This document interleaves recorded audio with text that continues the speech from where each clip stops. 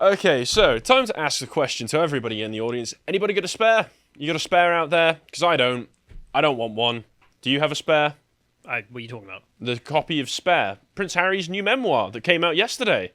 There's been a lot of coverage of it, and I thought we would look at some of it. I did see a pile of them in Waterstones on the way in. I did do some quick preliminary research on lunch just before we came on the podcast, and I went to W.H. Smith's and found that I tweeted this out on Twitter, that female romance novels will never ever change. They will always stay the same, and this is a glorious thing, and I'm very happy to see it. As much as it is porn for old ladies, you know, it's one solid thing in the world that will never change. So I can appreciate that, and also I chose my words to Harry's book poorly. about old lady porn.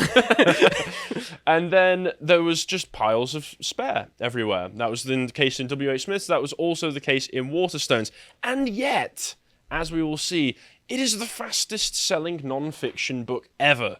But before we go any further, Carl promoted this on the most recent segment we had about a similar subject on Prince Harry being brainwashed by his therapists and all of the Californian people, using that term loosely, that he is surrounded by. So I thought I would do it the same here, because it is a very appropriate thing, and plus it is a very recent book club we did. That is Gad Saad's The Parasitic Mind, which Connor and Josh discussed, where Gad Saad just explains to you how woke ideas are basically like a mind parasite that will infect you and cause you to become an insufferable bellend to everybody that you know, especially when you see articles from New Statesman and whatever it was talking about how you can convince your family to become socialists at the Christmas dinner table.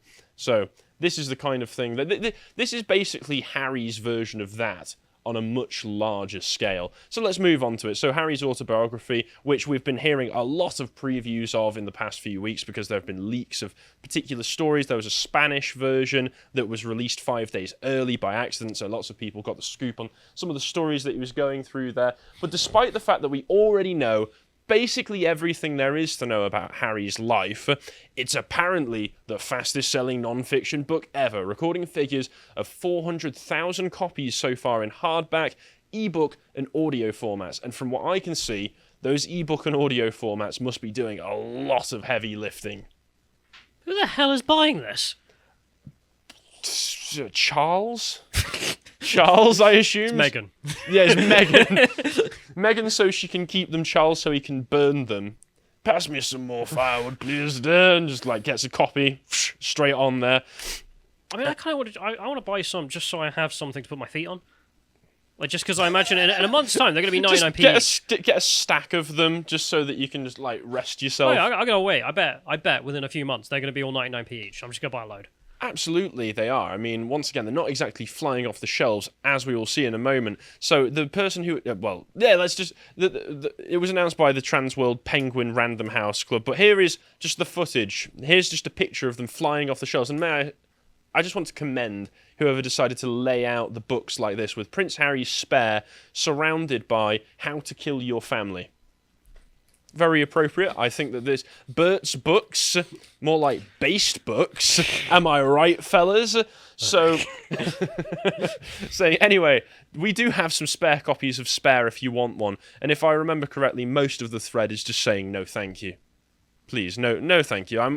I'm all right, thanks. And if we carry on, there's been lots of crowds gathering around, mainly made up of journalists, photographing the one or two people who've been buying the book on the release day. This is really weird to look at. Yeah, just play the clip, because I just got it in the background, so just play the clip so we can see it.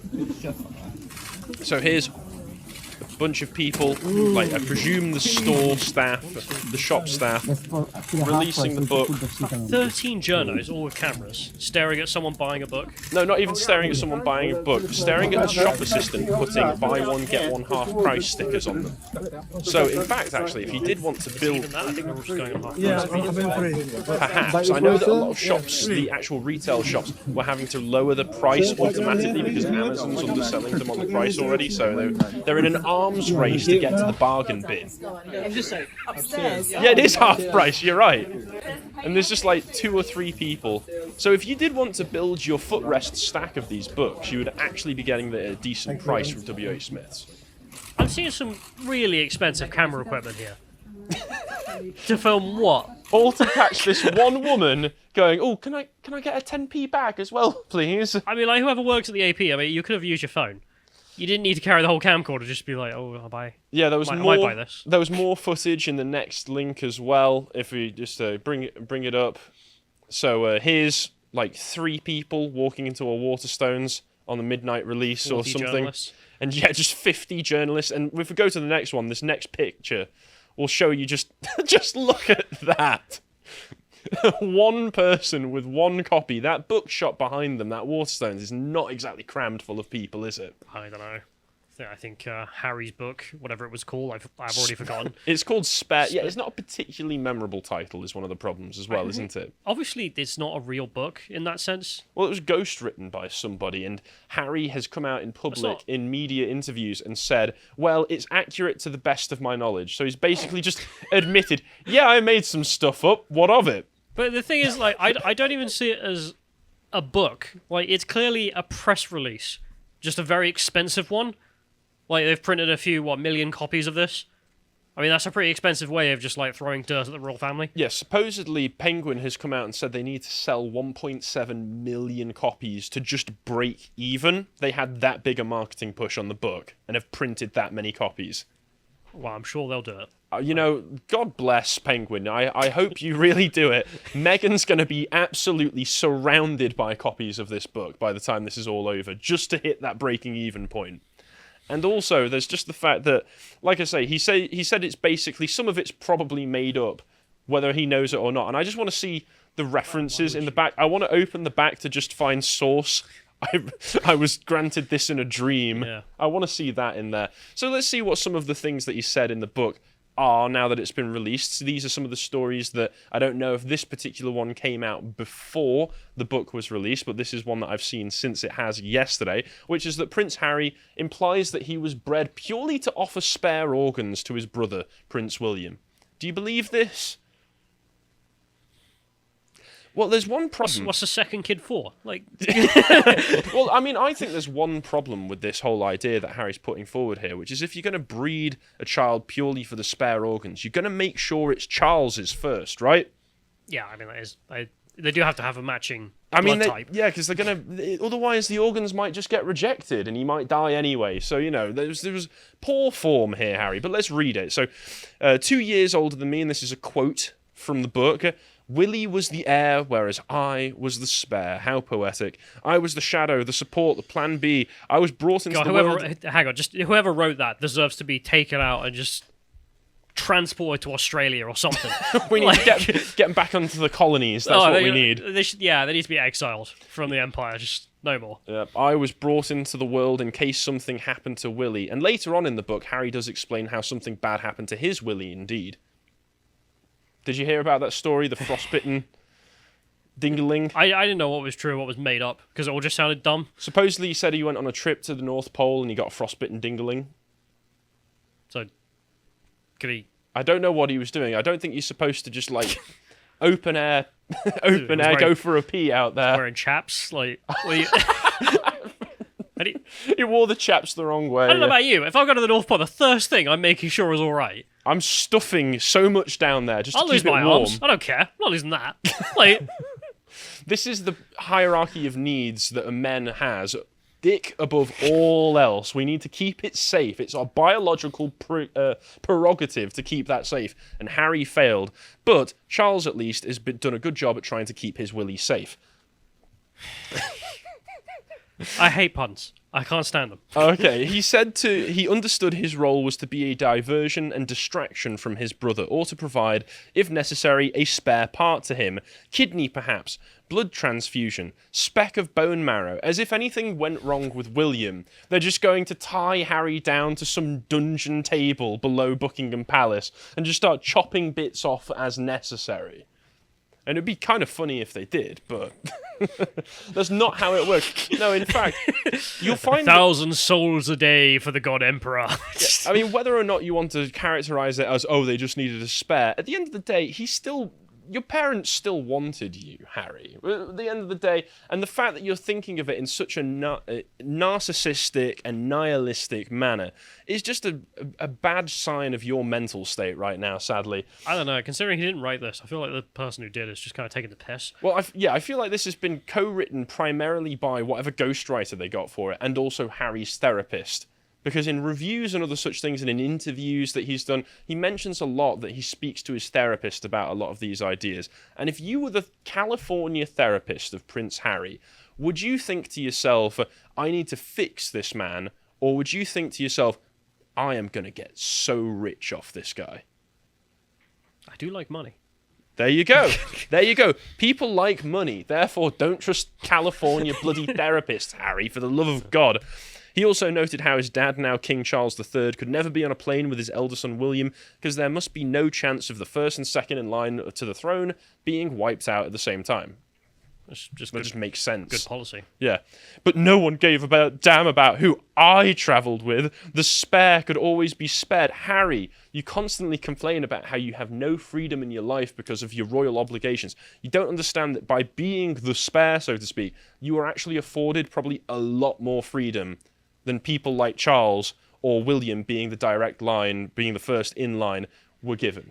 This is so embarrassing. It is embarrassing, isn't it? The one thing I've learned from being around some people is just the best person you want in charge of a political operation or something like that is the person who doesn't want to do it.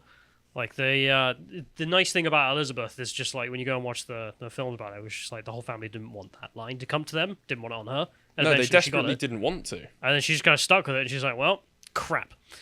I guess I gotta do it now. Whereas the guy moaning is just like, oh, why am I not in charge, or why am I not the important Yeah, one? that's the thing. There is a bit of a double speak aspect to all of this going on, where he's complaining about all the obligations and duties that being a member of the royal family has, but at the same time, there's a massive contention with the fact that he wasn't first in line, it seems, because he's living in their shadow the whole time, or at least that's how he sees it. He sees himself as having lived in William's shadow, which might have been a trouble, but you're still an important person. You still have your own life that you could live. The fact that it was full of duties and privileges, honestly, if is its own thing. If a note came out tomorrow from the royal household just saying we're declaring him a bastard illegitimate from the line. To all of those of you who are theorising, you were completely right. Did blood test years ago. Yeah, but if they just say tomorrow, I just disown from the family, what would actually be the response? I think most people would be like, yeah, fair enough. Yeah, I'm sure Harry would probably have something to say on it. He's constantly going on recently about, I want my brother and my dad back. Well, you're the one that pushed them away. It's your fault. Despite having named his memoir Spare and using his clear distaste for his role in life to justify the ultimate split from his family, Harry maintains he was initially accepting of it. I took no offence and felt nothing about it. Any of it. Every boy and girl at least once imagines themselves as a prince or princess. Therefore, spare or no spare, it wasn't half bad to actually be one, he conceded.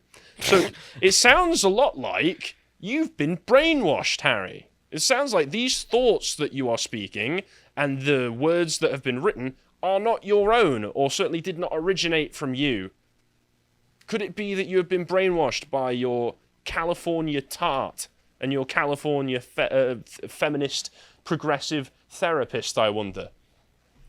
Just suggesting it, and unsurprisingly, I've seen some clips of royal experts and the like appearing on GB News, casting doubt over the accuracy of some of the things that Harry talks about in the book. For instance, he gives stories where he says it happened at a particular place and time, and they go, well, actually, there's no chance in hell because we've got photographs of him in different places at that same time, etc., etc. And you would think that if you're one of the most documented people in the world, the press has constantly been hounding you, which is one of the big things about his book, you'd be able to get the details right because you can just Google, oh, what did I do that day? Yeah, where was I that day? Exactly. But looking at the reviews as well, it's amusing because Goodreads, if you are aware of the website, is just an aggregate site where people can put reviews up of the books that they're reading, has turned into a bit of a struggle session. Because if you scroll down, you'll find that generally it's a bunch of 5-star reviews, then a 1-star review, then a bunch of 1-star reviews, and then a 5-star review. Yeah, you can just see just scroll back up to the little bar graphs there, John, at the top. There we go. Yeah, lots of 5 stars, lots of 1 stars, very little in between, and a lot of this happened before the book even came out. So most of the reviews on here now are just people complaining about other reviews of the book, so that's how that's going. But how is the mainstream approaching it? Well, let's take a look at the most unbiased and objective source that we could find, being The Guardian, and see what they have to say about it. They're saying a flawed attempt to reclaim the narrative. Did they give a star rating for this, John? I can't remember if they do. If they do, it must be at the bottom of the article. No, doesn't seem that they give a particular star rating to it. But how does this review open, I wonder? Well, it says, the monarchy relies on fiction. It is a constructed reality in which grown-up people are asked to collude in the notion that a human is more than a human, that he or she contains something approaching the ineffable essence of Britishness. That's just called the monarchy. That is something that we have had for 1,000 years. It's also related to hierarchy, so this is all true. This is nothing that... If you asked General Man on the street, if you asked Baz on the street, if the king is more than just a normal person, he would probably go, well, yeah, he's the king. Guardian cannot take it. The review goes on like this, and the only thing that I can really tell from this review and reviews like the next one from The Independent, which is also talking about how chaotic but stylish memoir that sets fire to the royal family, the only thing that they're talking about is not necessarily how personal the book was, how they related to the book, the quality of the writing, the narrative it weaves, or anything like that. They're only approaching it from the perspective of somebody who goes, ha, royal family bad, I agree. And this review in particular, The Independent, is very annoyed at the end, where he said, this one wasn't annoyed. The Guardian one was annoyed that he can't just outright disavow his entire family and doesn't disavow the entire concept of monarchy by the end of it. This one actually seems a bit confused because they're like, you guys wanted privacy, right? Why are you releasing the book if you just wanted privacy? I mean, thanks for giving me lots of ammunition against the monarchy, but why are you doing this, Harry? Even the Independent seems to have a bit of confusion about this. But what these journalists are doing... Is his wife doing this? I mean, what these journalists are doing, Harry constantly complains in all of his appearances, all of his books, or all of his interviews that he does about how the press has hounded him his entire life. I don't know if he realizes that all of the positive coverage that he gets is not because of any sympathy or empathy these journalists feel towards him. It's just because they want ammunition against the monarchy. That's all they want. He doesn't realize the positive coverage is just using his words to progress a different agenda than the one that he wanted. Well, one that he's actually much more in line with nowadays, which is the anti-British, anti-monarchy one. It's just very annoying, and you can see it the way that the press uses his testimony and his support of certain causes to try and encourage and pressure the monarchy into apologising for colonialism and slavery, which is something that we should never do because the British Empire was the thing that ended slavery. But Harry is more than happy to go along with, due to the brainwashing he's received from his wife and his therapist and all of his friends in California. He's more than happy to just go along with this idea that, yes, British Empire bad. Commonwealth equals British Empire 2.0 equals bad. The man's a brainlet. He's an absolute moron, and I found the most amusing clip that I found regarding people talking about this was this one from GB News, which is just bluntly honest about what Harry is. Let me bring in Tom Bower now, one of the country's top audio, journalists, John. author of properly? Revenge, Oh, there we go, yeah. Meghan, Harry and the War of the Windsors, for his long-awaited verdict on Spare. And Tom Bower, no one is spared, not even the late Queen Elizabeth II, not even the late Princess Margaret. This is like a circular firing squad.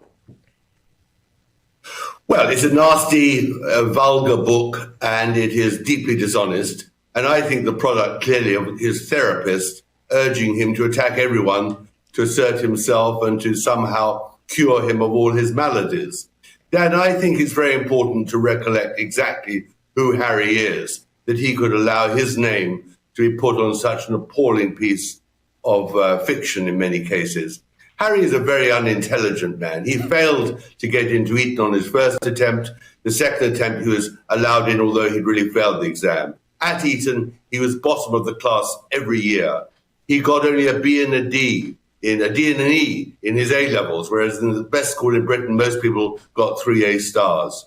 When the examiners saw his application exam to get into Sandhurst, they were actually puzzled because it was a childish writing of an essay of a man of about 12 or 13 years old. And of course, he had to leave the army because he couldn't qualify in the exams to be promoted from captain to major. So you're dealing really with a very, very unintelligent man. And I think there's something even more dramatic which now needs to be revealed about. Yeah, so Harry Big Dum Dum. I mean, that's not a shock. It's not a shock, but it's something that we do have to keep in mind. And for an example, Do you know what one of those A-levels was? What was it? Geography. He couldn't get geography right. No. I mean, I failed on my A-level geography, but that's because I missed an exam by accident. But he can sort of tell you what a hill is, though. Okay, yeah.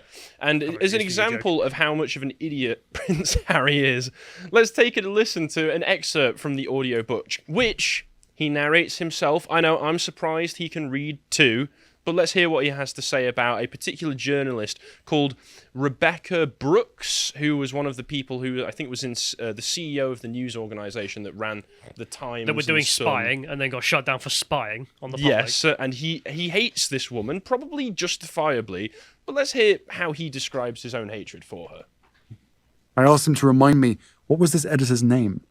He said it, and I committed it to memory.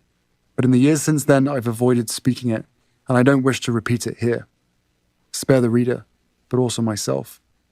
Besides, can it possibly be a coincidence that the name of the woman who pretended I went to rehab is a perfect anagram for Rehabacooks? Is the universe not saying something there? Who am I not to listen? Over several weeks, who the hell is this editor? Loathsome toad, I gathered. Everyone who knew her was in full agreement that she was an infected pustule on the arse of humanity, plus a excuse for a journalist. But none of that mattered, because she'd managed to wriggle her way into a position of great power, and lately she was focusing all that power upon me. Once again, I'm sure that's completely justified the intrusions into his life, being annoyed, but Rehabacooks? Really? I don't know. I think Harry the Dim is going to catch on. Harry the Dim, I would say nice but dim, but I can't even say that really at the moment. But people immediately jumped on this and started memeing it, so just let's go through 2 or 3 of these memes. So, Rebecca Brooks, Rehabacooks. Well, that's very good for a first try. You know what? I have a ball. Perhaps you'd like to bounce it. And then the next one.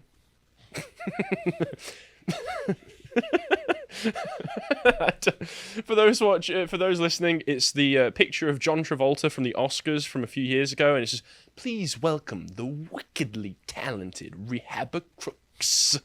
And then the last one. No, my name is Rehabacooks.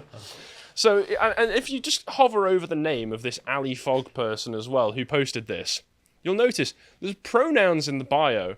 Even the Alphabet Brigade is getting in on making fun of Prince Harry, and rightfully so, because your book looks rubbish, mate. Sorry to break it to you. I'm not getting one, and you shouldn't either. If you appreciated that segment from the podcast of the Lotus Eaters, you can go to lotuseaters.com to get access to all the premium content we have on the site, such as the Contemplation series, this one on the best innovations of 2022. If you'd like to find out what else we're putting out, you can follow us on Getter at lotuseaters_com on Getter. Thank you, and goodbye.